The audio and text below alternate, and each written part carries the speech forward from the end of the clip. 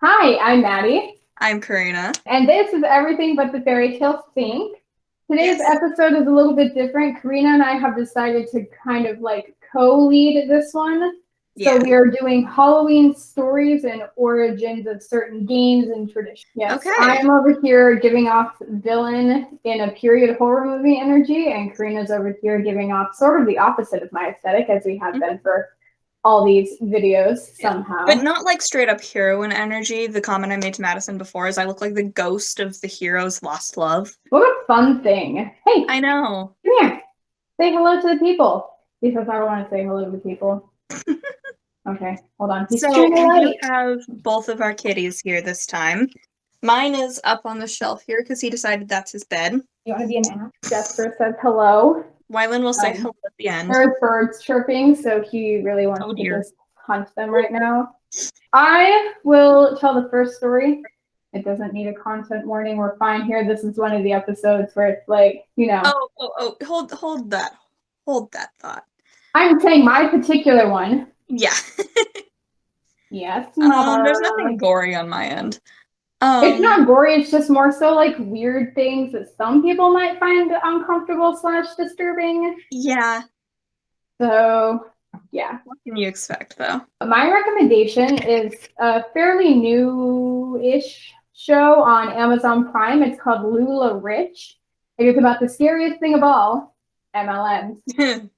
Mm. Multi-level marketing scheme, specifically LuLaRoe and the downfall of that empire, essentially. And it interviews the owners of the company, a few former Mhm. workers of the company, a few former employees, and it just takes all their stories and shares how the company just kind of, had it got too big for its britches and then went boom. Maybe don't build your company off of exploiting people. Anyways, my recommendation is something slightly less horrifying, which is 90s like thriller fit. Oh, No, those are so good. thriller flicks. My roommates and Classic. I have been watching a bunch of 90s movies, and we just watched both Scream and The Craft a couple days ago. Oh, I have not seen The Craft, but I have seen Scream, and I love that movie to so good. pieces. It is one of the best movies ever. It's Hmm. so good. Next, you need to watch I Know What You Did Last Summer. That one, amazing. I don't know if that one's on our list for Halloween. I know up next, I believe, is Nightmare on Elm Street. I have not seen that one all the way through. My roommate has convinced me by saying Johnny Depp in a crop top. So. Edward Anyways, Scissorhands. that's you. Anyways, okay. So our first story, like I said before, I forgot that recommendations were a thing. Big My oof. first story is actually how we got the name Halloween. So the name that we all know and love for this holiday, how we got it. My printer is out of ink, okay? You're good. So as many of us may know, the name Halloween came from the name All Hallows Eve, which Hmm. meant a hallowed evening. Well, the origin can actually be traced all the way back to a pagan festival called Samhain. So that was a festival celebrating the changing of the seasons, the successful harvest, Hmm. and everything like that. And up until the 7th century CE, All Hallows Eve slash Samhain was actually on May 13th. Oh, I actually didn't know that. Yeah. So it was kind of like the changing of the calendar's deal, and it started on October 31st. So pagans also believed at the time of Samhain that that was when the line between the living and the dead was thinnest, and the dead could walk among the living. That's why so many spirits are associated with Halloween and kind of ghost hunting and all that jazz. Hmm. So it is believed that the Celts wore costumes to disguise themselves from ghosts, as well as carved gourds, which I will get into the origin of jack-o'-lanterns in a little bit. But these costumes were said to distract themselves from the evil spirits, slash blend in with the dead that were walking among them. Hmm. So if it was a benevolent spirit, you blended in with them. If it was a malevolent spirit, you wanted to disguise yourself from them so that they Yeah. wouldn't, single you out. Hmm. Over time, as with many things, Christianity slowly began to overtake Samhain, and through Christianity and just kind of westernizing a lot of cultures, Hmm. the name became Halloween, and many of the traditional intentions of the festival and the celebration are no longer as prevalent as they once were, but we still have like carving jack-o'-lanterns, dressing up, trick-or-treating, that kind of stuff has all, all their roots in Samhain. Yeah. So Interesting. that's where Halloween comes from. So originally Halloween could have been a spring holiday. That's really weird to think about. Mm-hmm. So, quick question, if you don't know the answer, that's totally okay. Does being on October 31st have anything to do with, like, in Western culture, merging with Day of the Dead? Do we know that at all? I don't know that, but it's very possible because obviously Day of the Dead has been around for ages and it takes place on October 31st, November 1st, and November 2nd. So it could have been a natural blending in. I'm not sure though. Yeah, I guess if anybody knows, leave it in the comments. Now you get to share your story. Open your laptop. One of my stories, my third one, actually has science in it. Yeah, but then it also has my science in it. Yeah, mine just has science to try to explain what the hell was going on. Yeah, so what I'm going to be talking about first today is the black cat. Bada bing, bada boom. I love black cats. I don't know why I did that, but I love black cats. Like, I have 2 black cats, and I love them both very dearly. I will say, when I planned on getting this one, I was planning on getting an adult black cat, and I walked away with an orange kitten. Don't know how that happened, but yeah, I love black cats. Today we're going to talk about why they're kind of associated with Halloween and specifically witches. So, superstition in Western culture goes back to Greece, as many things do, which there's a story of Hera turning her servant Galanthius, I believe is how you pronounce it, into a black cat to punish her for impeding the birth of Heracles, also known as Hercules. So Galanthius went on to assist Hecate, who is the goddess of magic, and that started kind of the connection between witches and black cats. However, it took a way more negative turn, of course, in the European Middle Ages, as many things do. There was a plague going on. What do you know? So a man and his son, somehow this went to blaming the cat, were throwing rocks at this poor innocent little black cat. So the kitty, understandably, ran away. And it ran to the house of this woman who was rumored to be a witch in the community. So the next day, she showed up in the village and she was limping and she was bruised. So, of course, as villagers do, they went, "That's a witch." Obviously, if it looks like a witch, walks like a witch, and quacks like a witch, it's a witch. Yeah, anyways, they were like, "Oh, people brutalized this cat, and that cat went and hid in this house, and that woman is now injured. That must mean that the cat was secretly the woman the entire time." I mean, cats are kind of jerks, so the cat could have, knocked something over and the woman just got hurt because she was old. Yeah, there's so many other possibilities. Anyways, but also this is the time where many animals with black fur or feathers became associated with death and bad luck. Plague, pestilence, devil stuff, all the good stuff. And this included black cats, but also ravens and crows. And very unfortunately, this led to mass killing of black animals in general. Talk about cheery stuff on this podcast. Like we said, your superstitions have real life consequences. Yes. Looking at you, France, and the dosage of it in. Stop Don't endanger things because you think they're something else. Yep. Yeah, so of course it carries over to Salem because history repeats itself. And if the owners were accused of witchcrafts, the cats became associated with the devil. But this was specifically black cats, which I don't entirely understand. I don't know if you covered this, but there is a story saying that one time the devil visited a group of witches, and to hide himself, he did take the form of a black cat. I have heard that before. I didn't have this in my script, but I have heard that before. But yeah, so they were accused of assisting witches in their evil deeds, and that witches could also transform into cats so they could hide in the shadows and cast spells. And once again, the cats were killed, the humans were killed. Please just stop killing things. Violence is never the answer unless in certain situations. Fair. There was a good side to black cat superstitions across the world. So one of the big examples were the ancient Egyptians. Now, they loved cats of all types, but black cats specifically they saw as divine creatures and vessels for the gods. Certain parts of 19th century Europe, so a little bit later than we were talking about, it became seeing a black cat equaled good luck. I can't remember where it was. Oh, I do remember where it was. We'll get into that in a second. The Celtic nations, so specifically the Irish and the Scottish people, it became a black cat on the porch equaled good luck. And in Japan, they were symbols of prosperity. And there's actually a story I read of, it was like a superstition at the time, but like a good superstition, that if a single woman saw a black cat and she followed it, then it would lead her to her soulmate. That's So I think sweet. that's I adorable. actually really like that. Yeah. So nowadays, black cats are super popular, and there's a popular rumor that black cats are actually adopted way less, but this has been contested by the ASPCA.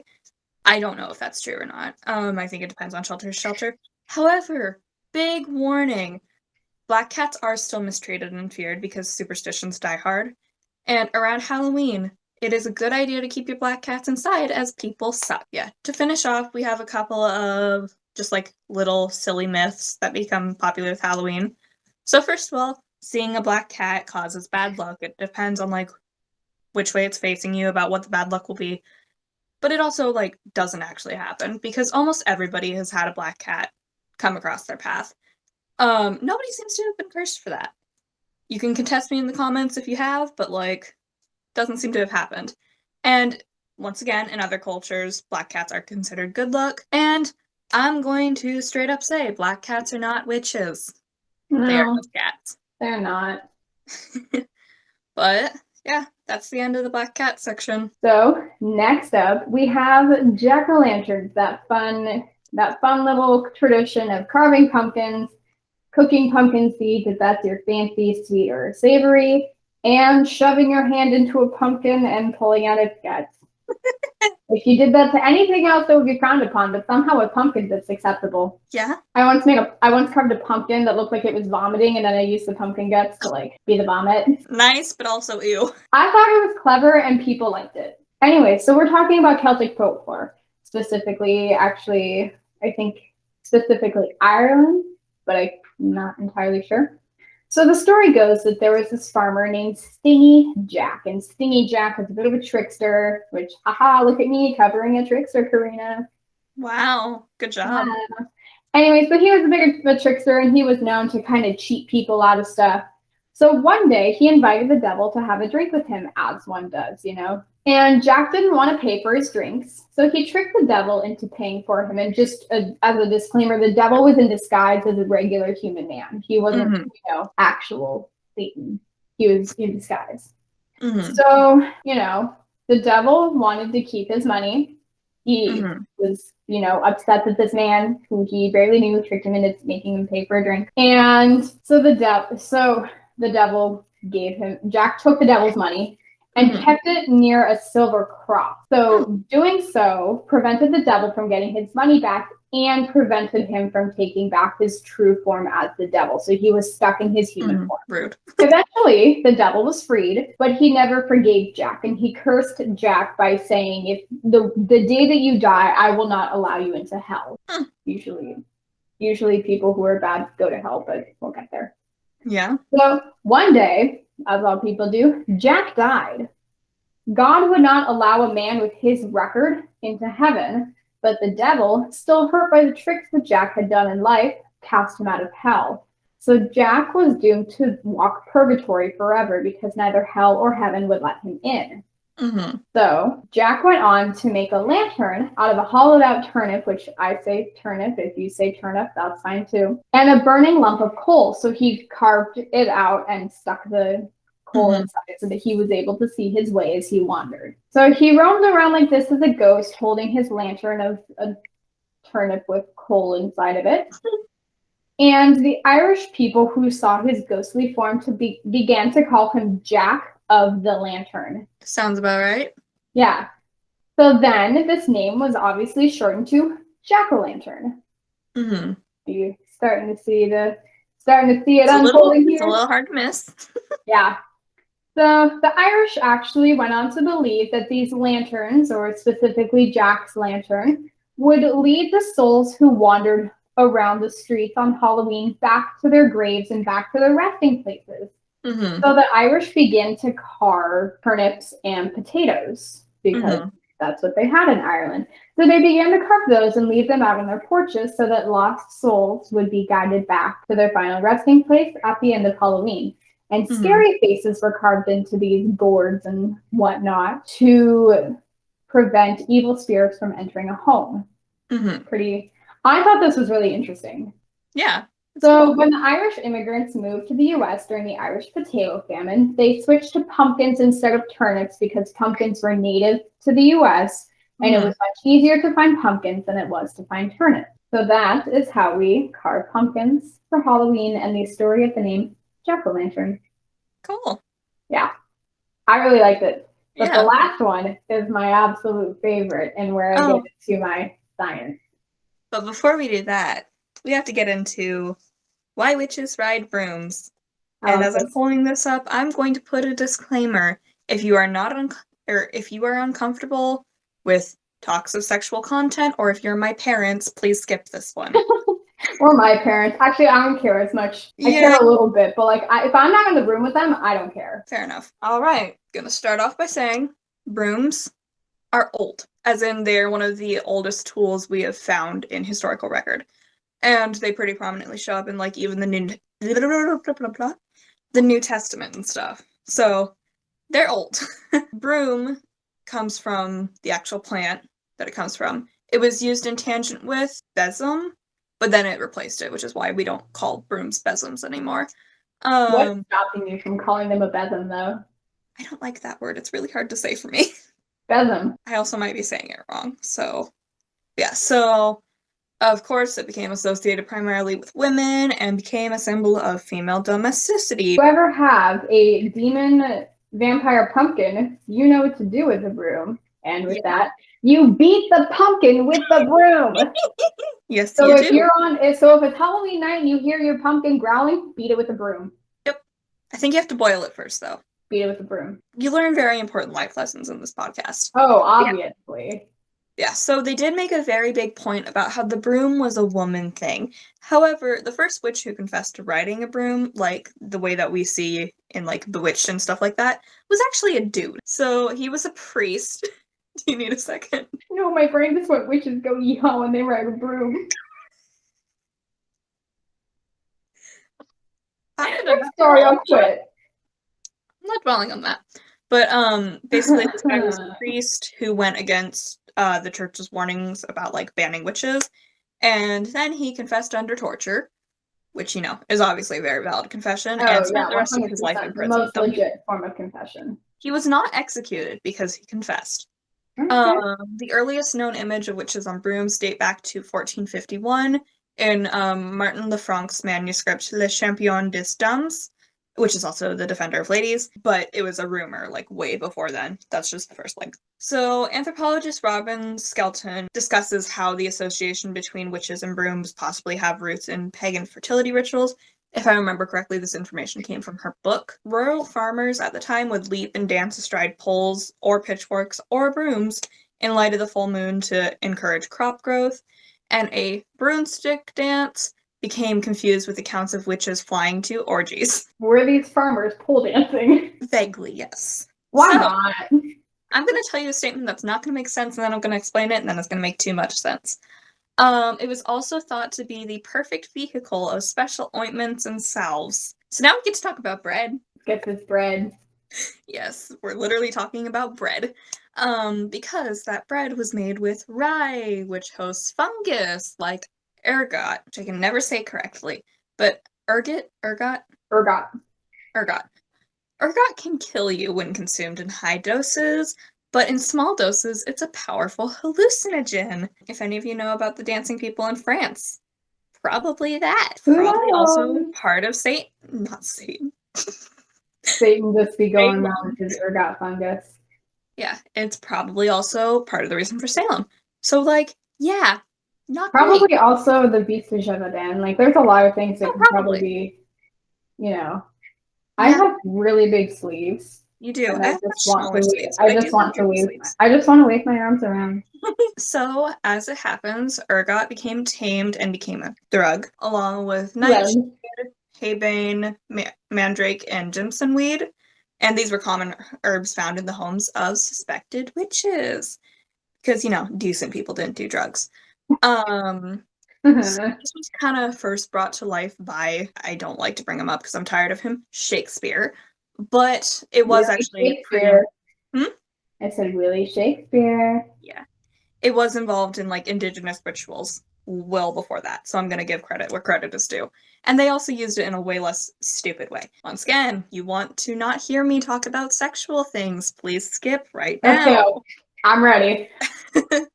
So good. God, my roommates are out grocery shopping. Just watch, this is going to be when they walk back.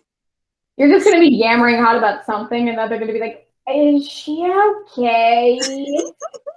So, to achieve hallucinations, that's a hard word, early drug users couldn't just ingest it because it caused bad stuff when ingested. Because, you know, it could kill you. Absorbing through the skin was considered the right way to go, though. So, this is unfortunately when the Brooms would come in. This is a quote from David Kroll, who, if I remember correctly, is a pharmacologist. Again, quote from David Kroll. Somewhere along the line, the observation was made that hallucinogenic compounds could be absorbed through sweat glands in the armpit or via the mucous membranes of the rectum or vaginal area. As compared to eating the plants or drinking their extracts, axial, rectal, and vaginal routes of administration also bypass the first cycle of rapid metabolism by the liver and severe intestinal discomfort. Yeah, history. I can't hear you. I'm quitting. That's very fair. We're done talking about that. However, no, we're not. Oh, God. Just when you thought you were in the clear, we were lying to you. Yikes. In pagan rituals, the broom is seen to balance both masculine energies with the phallic handle and feminine energy with the bristles, apparently. And this is why it was used in marriage rituals. And now we are officially done. Yeah, marriage rituals such as jump the broom. Stop. Jump the broom. Jump the broom. You just jump The over last a thing I broom. will say is that most of what we know about medieval witchcraft does come from religious inquisitors, legal officials, and testimony of the tortured accused. So. And if you're hocus pocus, you ride a vacuum. Yes, as you should. And you know, can't ruin a beloved Halloween movie, Maddie. And this is when Wyland wakes up. Shut up. Yeah, stop talking about Hocus Pocus, because that's my favorite movie, and I will probably cry if you make it worse. So this is the viewer's first official meeting of Wyland. Hello. Not the most happy at the moment. I woke him up from his nap. So on to the last thing. And honestly, my absolute favorite thing now, bobbing for apples. It is literally, like, I had so much fun researching this, and you're about to see why. Yeah. So first of all, bobbing for apples. We all know the game where you shove your head into water and you hope that you catch an apple before you run out of breath or water goes up your nose, right? Super fun game. Well, it originally began as a British courting ritual. Oh, how romantic. I know, right? So there were two different ways that this courting ritual could be completed. The first way was that each apple represented a specific suitor for a woman. So if you had 3 suitors, you had 3 apples, right? And so on and so forth. The girl would then try and catch the apple of the man she wanted to marry. So let's say you really want to marry Lord Bill. Farquaad. No one wants to marry Lord Farquaad. No. So let's say you want to marry Lord Bill, right? Okay. I could use like any movie character name. We know your favorite Mamma Mia, Dad. So you want to try and catch Bill. No, I can't keep that. You want to try and catch Bill's apple so you can marry Bill. Yeah, you're competing with Sam and Harry, though. That's an important thing to remember. Anyways, so if the woman caught the apple on the first try, her courtship was destined to be successful. They were meant to fall in love, and it was supposed to be a very happy, successful, good union. If she got it on the second try, it was a successful courtship, but their love would fade before marriage and they would call it off. Yikes. If it was caught on the third try or missed completely, the courtship was just doomed. Like, it was not going to happen. You might as well give up on that guy, right? Here. You can't get Lord Bill, so we'll go with the Mamma Mia thing. You'll go for Lord Harry. Because Harry would go for you. The second approach is that it was a race. So there were a bunch of apples, and whichever girl, which can you imagine, like bobbing for apples is kind of a violent game in general, even playing by yourself. But could you imagine all these women diving head first into a bucket of water trying to get an apple? No, I So can't. that's what it was. So you would all shove your head in a bucket of water, try and catch an apple, and the first girl to come up successfully with an apple was the first one to get married. Well, Nowadays, we have little kids shove their faces in water and cheer them on as they try and, waterboard themselves. yeah, when you put it like that. I mean, I just really love to picture like this big fancy party, all these women in nice dresses, Yeah. and this all of a sudden huge barrel of water is rolled out. It's like, all right, Yep. girls, let's bob for suitors. Ugh, don't like it. So the second one is not bobbing for apples. It is a game called Snap Apple. And Snap Apple is my new favorite game. And I would love to play it. And it's like the slightly more violent version of bobbing for apples. Slightly. You've told me what this is. I think it's a little bit more than slightly. So Snap Apple is a game that's not really played as much anymore. So you have a stick, just, a stick. And on one end of the stick, there is a sphered apple. And on the other end of the stick, there is a lit candle.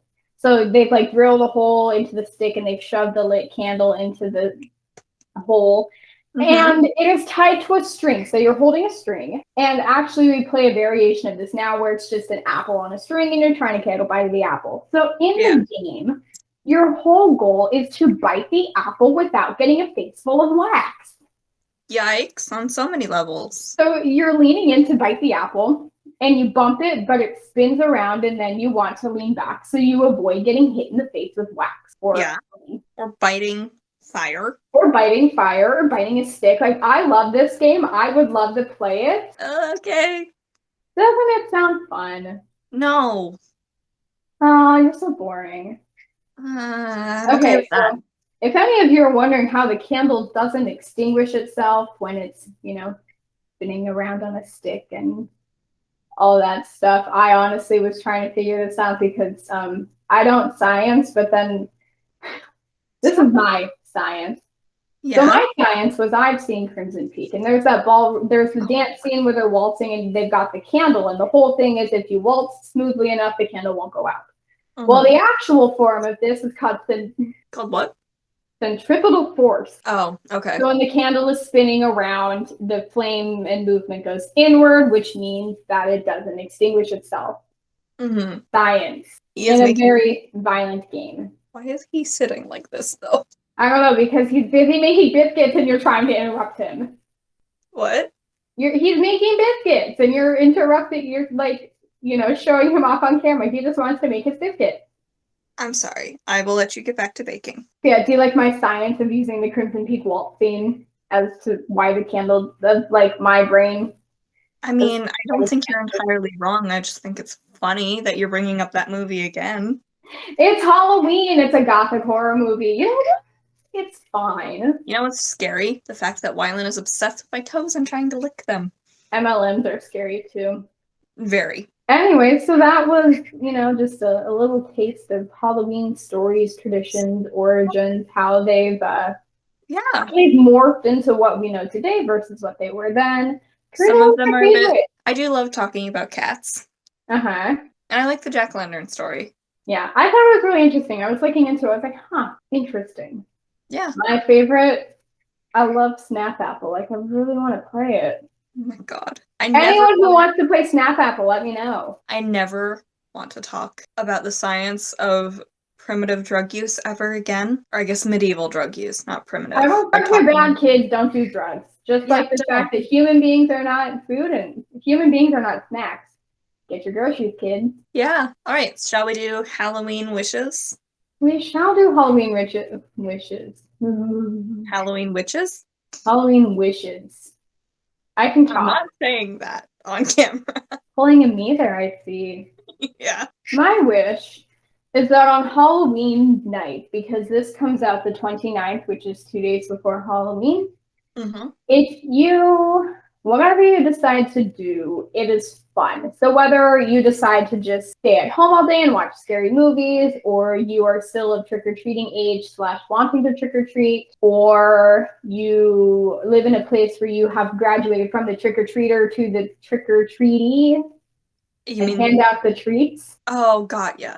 Gotcha. Yeah. I don't know what they're called, but you know, whatever you decide to do, you have fun. If you go to a Halloween party, be smart about it. but have fun. My Halloween wish for you is that I'm gonna sound like such a mom, but that you be safe. So make sure that Brain went dead. Don't be stupid. Good general life advice. Also, my wish for you is that you don't get sick from eating too much candy or drinking a pumpkin spice latte. I don't know. The amount of times I've woken up on November 1st feeling like absolute garbage is like too many times to count. Yep. And as always, it's not up yet, but snitches end up in ditches. I'm gesturing to get help right now, but you know what? I'm gonna also everyone should get help. I'm gonna go with a sort of appropriate one for Halloween. Remember, it's just a bunch of hocus pocus. Yes, and before we go, incentive, if we hit 50 followers on Instagram, which we already have, and 50 subscribers on YouTube, I will buy a poster because I realized, cardboard cutouts don't really exist anymore, and if they do, they're so unbelievably expensive. True. So I will buy a poster of Loki. I'll probably find a couple, and then Karina can pick just to be funny. And if we hit, I don't like that face. If we hit 100, Karina will buy a Shang-Chi poster, and just like that, she'll probably pick a few, and I will pick one out. And if we hit 1,000 followers and subscribers, my stepdad Steve, don't groom yourself on camera, dude. This is a PG-13 channel. We do not need to get R-rated. Oh dear, he's eating our door wreath. We do not need to get R-rated, sir. He's like, but I went to cause havoc. Anyways, if we hit 1,000, my stepdad Steve will pretend to milk the plastic cow with Hagen. Yeah. What started as a joke in the Thor episode now might happen one day, eventually in the future. Yeah. Next week, because we are rolling out of Halloween, we will be going into November, we'll be back to our regularly scheduled programming where we just kind of cover whatever we want. So we will learn about that. And then obviously, as we mentioned, I can't remember which episode, but I think it was the last episode. In December, we will be doing Christmas creatures and stories from around the world. So that will be very fun. And follow us on Instagram. Follow us on Instagram at everything but fairy tale stink. Follow us on TikTok. I'm pretty sure it's the same thing. Same thing. Okay, same thing. Which there is a video up now. There might be two by the time this episode is out. And website, we don't know what's going on with the website. Something happened to it, so it's down for the time being, and we are trying to figure out what the actual heck is going on with it. Yeah. We'll have a website by the new year. Yeah. So, be safe, be spooky, don't snitch or you end up in a ditch. Goodbye, everybody. Bye. Happy Halloween. Happy Halloween.